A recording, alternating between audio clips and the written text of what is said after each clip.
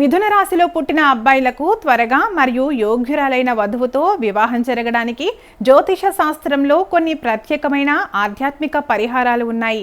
మిథున రాశికి అధిపతి బుధుడు కావడం వల్ల ఈ రాశి అబ్బాయిల వివాహ ప్రయత్నాలలో ఉన్న ఆటంకాలు తొలగిపోవడానికి బుధగ్రహ అనుగ్రహంతో పాటు వివాహ బలాన్నిచ్చే గురుగ్రహం మరియు వైవాహిక సుఖాన్నిచ్చే శుక్రుని ఆశీస్సులు చాలా అవసరం.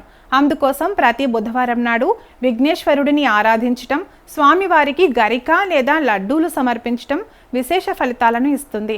వివాహ ఘడియలు త్వరగా బలపడటానికి ప్రతి గురువారం నాడు లక్ష్మీనారాయణులను పూజించటం మరియు నిరుపేదలకు పసుపు రంగు వస్తువులు లేదా శనగలు దానం చేయటం మంచిది. అలాగే ప్రతి శుక్రవారం మహాలక్ష్మి అమ్మవారిని ప్రార్థించటం మరియు ప్రతిరోజు ఓం నమో నారాయణాయ మంత్రాన్ని పఠించటం వల్ల జాతకంలోని ఆటంకాలన్నీ తొలగిపోయి త్వరలోనే అనుకూలమైన భాగస్వామితో పెళ్లి కుదురుతుంది.